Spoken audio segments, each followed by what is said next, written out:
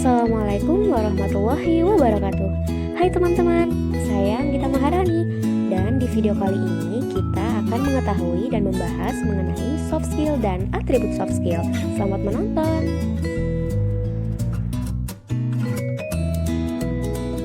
Apa sih yang dimaksud dengan soft skill? Dan apa saja atribut soft skill?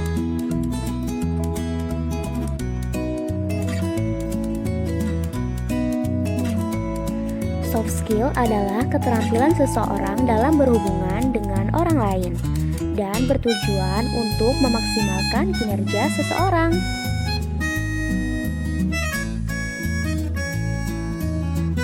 Soft skill mempunyai beberapa atribut di antara satu dengan lainnya yang saling berkaitan. Semua atribut itu mempunyai peranan saling mendukung antara satu dengan yang lainnya.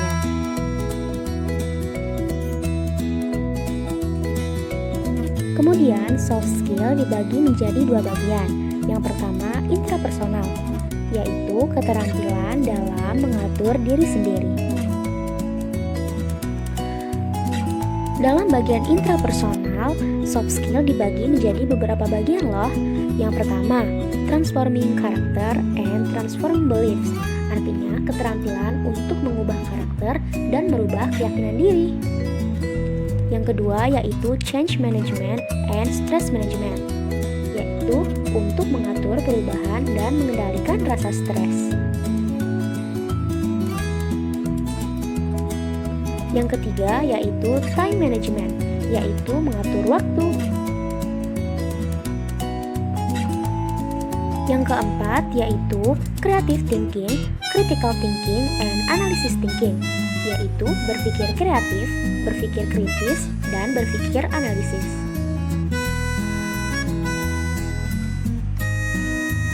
Yang kelima yaitu goal setting and life purpose, yaitu menetapkan pencapaian dan tujuan hidup. Yang terakhir yaitu accelerated learning technique, yaitu untuk belajar dengan cepat.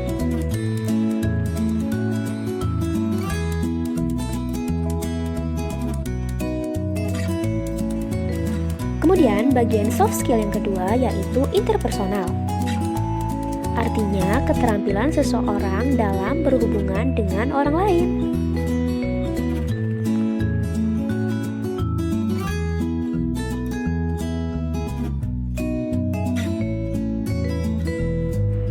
Dalam soft skill bagian interpersonal juga terdapat beberapa bagian loh. Yang pertama yaitu communication skill, public speaking and presentation skill, artinya keterampilan dalam berkomunikasi, yaitu berbicara di depan umum, dan keterampilan presentasi. Yang kedua yaitu leadership skill, yang artinya keterampilan dalam memimpin. Yang ketiga, self-marketing skill, artinya keterampilan dalam memasarkan diri. Dan yang terakhir yaitu negotiation skills and relationship building, yaitu keterampilan bernegosiasi dan membangun hubungan.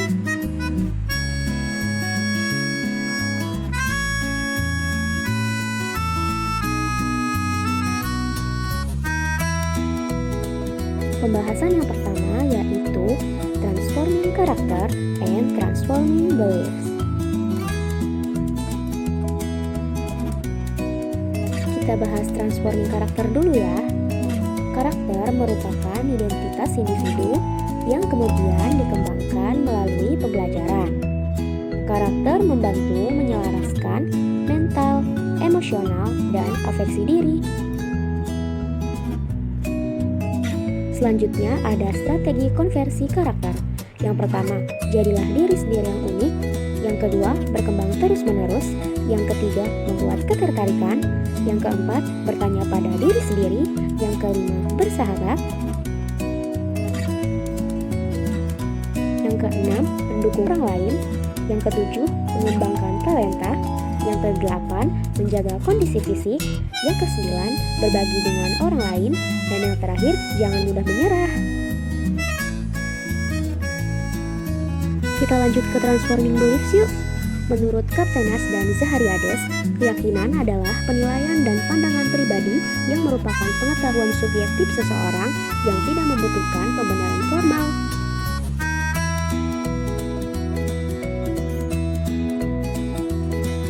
Keyakinan adalah kekuatan pendorong dari tindakan kita, dan itu akan menentukan kemampuan kita untuk memobilisasi potensi kita sendiri. Nah, keyakinan tersebut didasarkan pada 4 hal. Apa aja sih? Yang pertama, pengalaman akan kesuksesan. Yang kedua, pengalaman individu lain. Yang ketiga, persuasi verbal. Dan yang terakhir, keadaan fisiologis.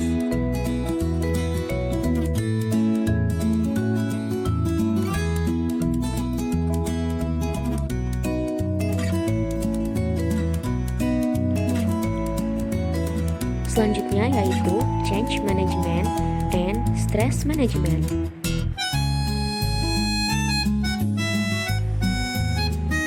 Kita bahas change management dulu ya. Tusman and O'Reilly mendefinisikan manajemen perubahan adalah memindahkan organisasi yang lama menuju perubahan yang baru yang lebih baik melalui masa transisi. Penyebab change management adalah kemajuan teknologi, komunikasi, dan ketidakstabilan umum. Kurt Lewin menjelaskan bahwa manajemen perubahan harus dilaksanakan dengan model perubahan yang terdiri dari 3 langkah, yaitu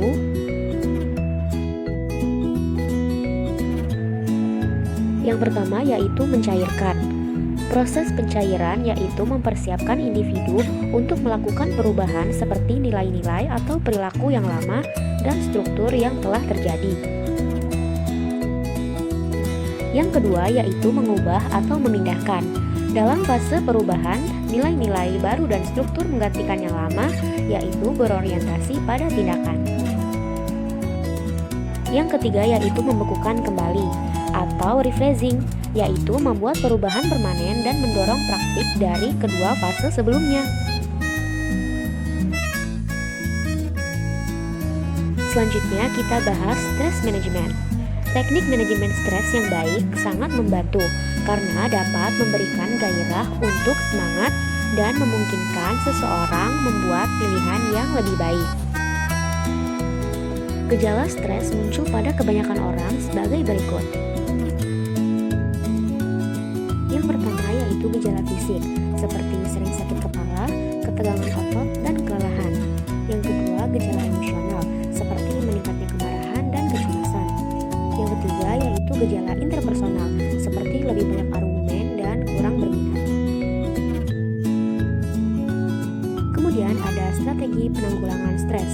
Yang pertama relaksasi, yang kedua menyeimbangkan gaya hidup, yang ketiga menghindari kelelahan.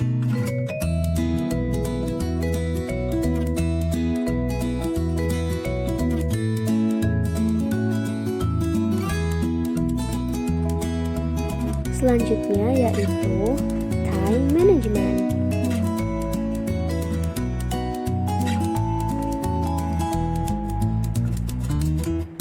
Manajemen waktu sebagai suatu disiplin telah ada sejak tahun 1960-an. Manajemen waktu adalah teknik yang digunakan untuk memungkinkan individu menjadi lebih produktif dan memaksimalkan waktu luang. Manajemen waktu membutuhkan fokus dan usaha untuk konsentrasi dan berkomitmen, sehingga dapat mengatasi kebiasaan lama dan mengarah pada kebiasaan baru yang lebih efektif.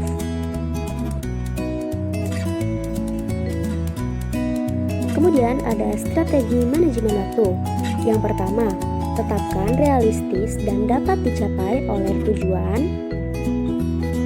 Yang kedua, optimalkan perencanaan. Yang ketiga, efektifkan penjadwalan. Yang keempat, fokus. Yang kelima, meminimalisir gangguan.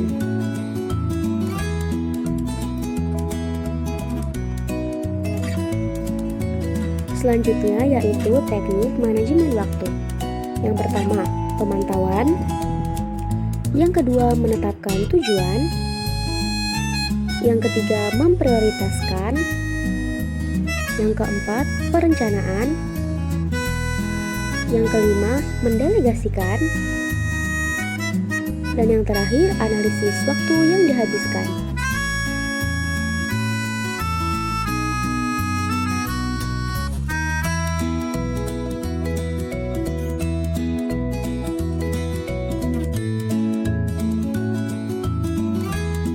Selanjutnya yaitu creative thinking, critical thinking, dan analytic thinking. Pembahasan pertama yaitu creative thinking. Kreativitas adalah kemampuan untuk menciptakan segala sesuatu yang baru dengan menyatukan beberapa ide-ide yang berbeda untuk memberikan nilai tambah pada suatu hal yang diciptakan tersebut.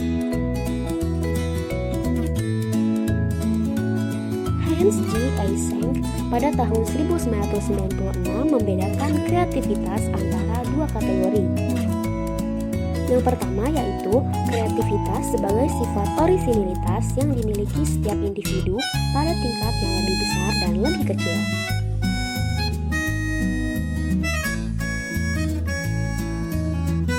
Yang kedua adalah kreativitas sebagai sebuah pencapaian yang pada gilirannya dilihat sebagai kombinasi dari banyak faktor.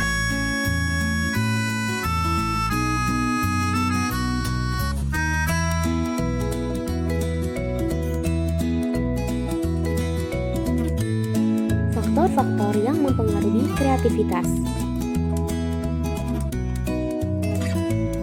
Yang pertama, faktor kognitif.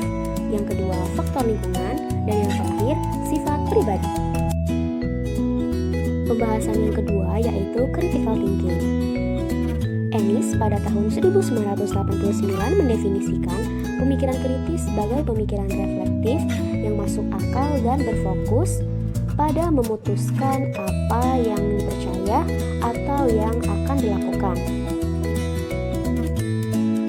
Garrison, Anderson, dan Archer membagi 4 keterampilan berpikir kritis. Yang pertama, trigger event, yaitu cepat tanggap terhadap peristiwa, seperti mengidentifikasi atau mengenali masalah. Yang kedua, exploration, atau mengeksplorasi, contohnya seperti memikirkan ide. Yang ketiga yaitu integration, yaitu mengintegrasikan informasi yang relevan. Dan yang terakhir yaitu resolution, yaitu mengusulkan solusi secara hipotesis. Pembahasan yang ketiga yaitu analysis thinking. Menganalisis merupakan proses yang melibatkan bagian dan struktur pemikiran secara keseluruhan untuk memecahkan masalah. Menganalisis meliputi proses kognitif mengatribusikan, membedakan, dan mengorganisasi. Indikator pengukur kemampuan analisis. Yang pertama yaitu analisis informasi, dan yang kedua identifikasi faktor penyebab.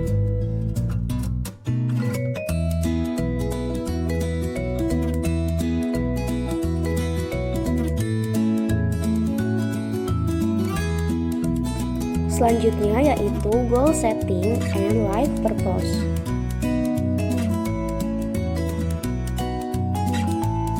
Yang pertama kita bahas goal setting dulu ya. Teori penetapan tujuan didasarkan pada observasi introspektif yang paling sederhana, yaitu manusia yang sadar bahwa ia memiliki tujuan. Tujuan itu diatur oleh dirinya sendiri. Menurut James Wenger, tindakan yang diarahkan pada tujuan didefinisikan oleh 3 atribut, diantaranya pembangkitan diri, yaitu sumber energi merupakan bagian integral dari organisme.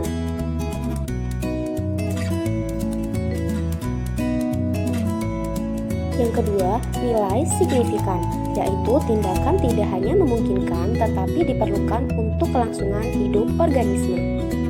Dan yang terakhir yaitu penyebab tujuan, tindakan yang dihasilkan disebabkan oleh suatu tujuan. Pembahasan yang kedua yaitu life purpose. Pada akhir tahun 1950-an dan awal tahun 1960-an, Viktor Frankl mengemukakan pendapatnya mengenai tujuan hidup, teori yang mengemukakan bahwa dalam dunia ini penuh dengan beragam orang untuk dipenuhi dan dipaknai. Ia menggambarkan konsep keinginan untuk dan makna sebagai berjuang untuk memenuhi sebanyak mungkin makna yang ada dan untuk menyadari sebanyak mungkin nilai dalam hidup. Menurutnya, tujuan hidupnya adalah mencari makna dan nilai positif yang ada di dunia ini.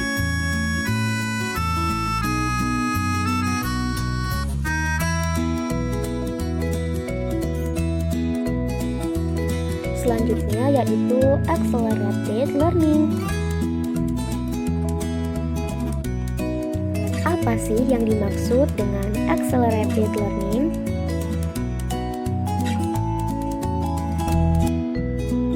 Pada awal tahun 1970-an, accelerated learning dipelopori oleh penelitian Lozanov, sekelompok guru kolonial Amerika yang dipimpin oleh Donald H. Suster yang mengembangkan akselerasi sugestif teknik belajar atau SALT. Pembelajaran cepat diartikan sebagai pendidikan sistem yang menggunakan sugesti berdasarkan pengalaman dan latihan relaksasi pikiran dan tubuh untuk memperkuat pembelajaran alami dari individu.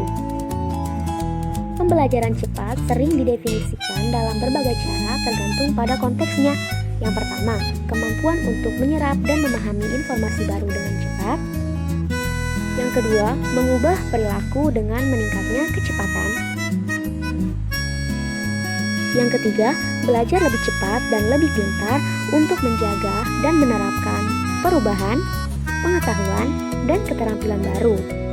Yang terakhir, memberikan pelatihan yang efektif dalam waktu yang singkat. Pembelajaran cepat terdiri dari dua bagian. Yang pertama, mempercepat jalur pembelajaran. Yang kedua yaitu prinsip untuk mendorong pelajar menjadi terbiasa sehingga terbentuk pengalaman belajar.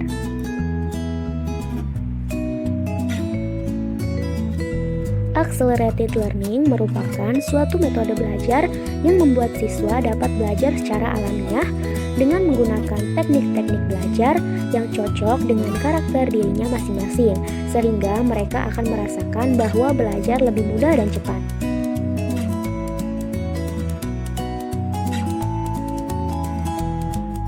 Selanjutnya yaitu communication skills, public speaking, and presentation skills. Keterampilan komunikasi berpusat pada memelihara dan membangun hubungan dengan baik. Keterampilan berkomunikasi sangat penting bagi seseorang dan harus menguasai hal-hal seperti membuat orang merasa nyaman, berkepribadian baik, dan kepercayaan diri. Yang pertama, kita bahas public speaking dulu ya. Pada umumnya, berbicara di depan umum berbeda dengan kegiatan lainnya. Public speaking atau berbicara di depan umum yaitu pembicara mengatakan pandangannya kepada audiens dengan massa yang besar dan banyak hal yang perlu diperhatikan.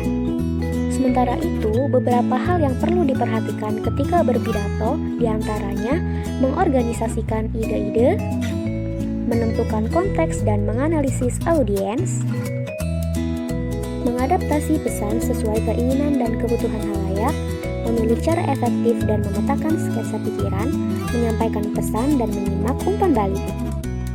Yang kedua yaitu presentation skills. Keterampilan presentasi adalah kemampuan berkomunikasi dengan menyampaikan informasi, gagasan, ide, atau pesan kepada para audiens atau para pendengar.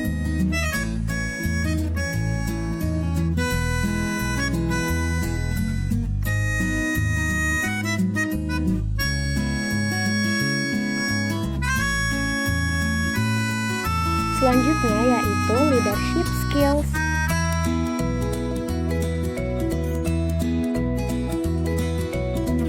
Apa sih yang dimaksud dengan leadership skills?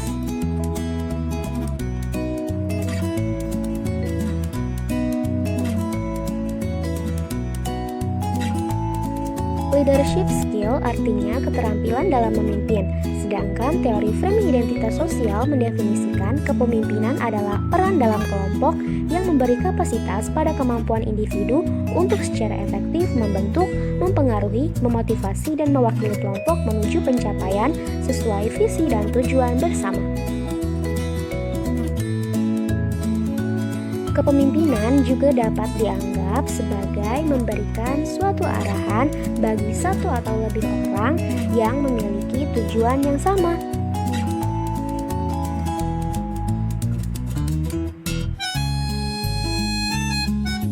Seorang pemimpin yang baik harus memberikan contoh dan arahan yang baik dan positif kepada para anggotanya, seperti kemampuan untuk menggabungkan ide, kemampuan untuk membuat keputusan,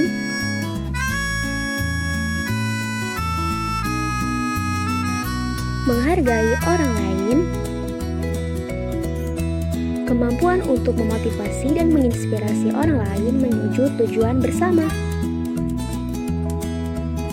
Meskipun ada gaya kepemimpinan yang berbeda, semua pemimpin yang efektif memiliki karakteristik tertentu, yaitu kualitas yang bisa dipelajari dan ditingkatkan. Karakteristik yang bisa dipelajari dan ditingkatkan oleh seorang pemimpin yang pertama yaitu inovasi. Pemimpin harus bisa melakukan pekerjaan, tapi kemampuan sendiri tidak cukup. Kepemimpinan sejati membutuhkan kemauan menjadi berani untuk mempertimbangkan pendekatan yang tidak biasa untuk menyelesaikan masalah yang cukup berat.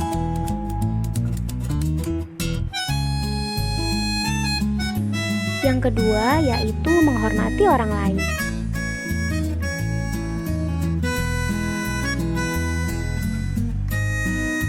Kepemimpinan membutuhkan kemampuan tidak egois untuk mendapatkan kerjasama yang baik dengan orang lain dalam berbagai situasi.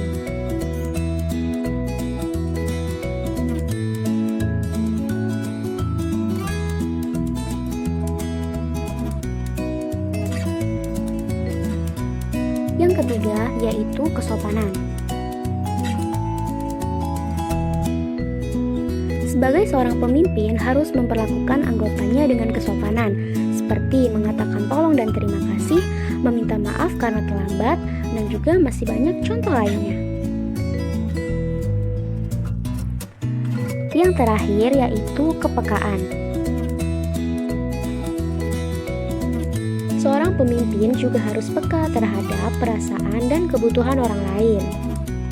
Pemimpin yang berbakat ialah pemimpin yang mampu membaca situasi orang-orang di sekitarnya dan menyesuaikan diri mereka pada saat bersama.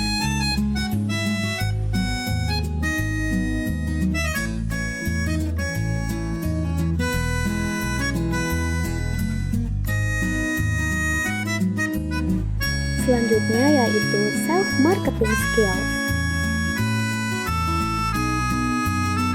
Self-marketing diartikan sebagai sarana di mana individu mengkomunikasikan kemampuannya pada halayak ramai.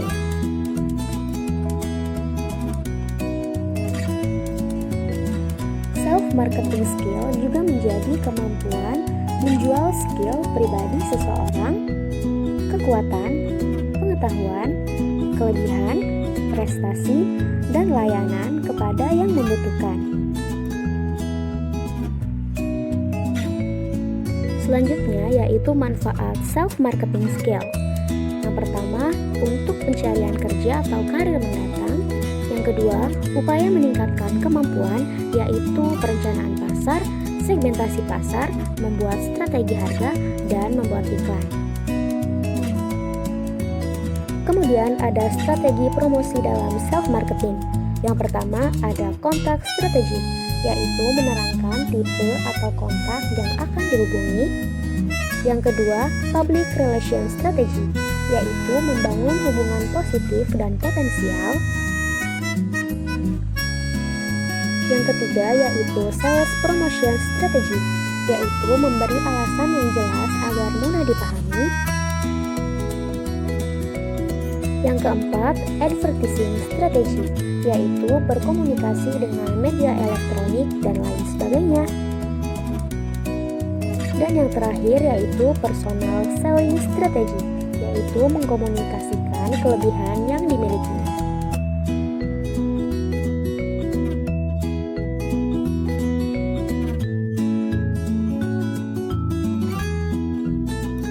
Selanjutnya yaitu negotiation skills dan relationship building.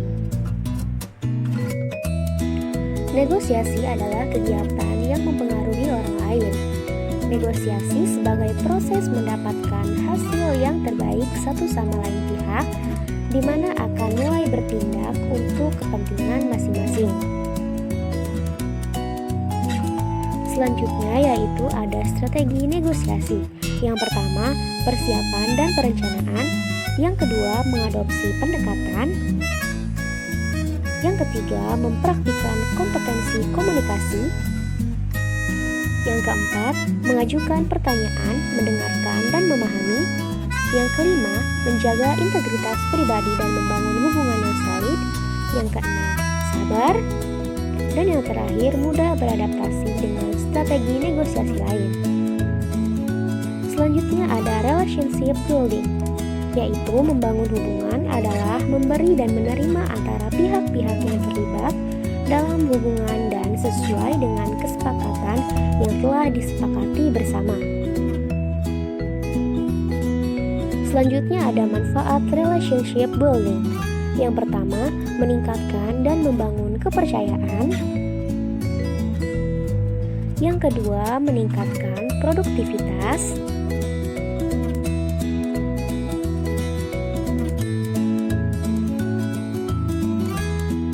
Yang ketiga, meningkatkan dan membangun komunikasi organisasi. Dan yang terakhir yaitu meningkatkan dan membangun komitmen organisasi. Terima kasih sudah menonton, semoga bermanfaat ya. Wassalamualaikum warahmatullahi wabarakatuh.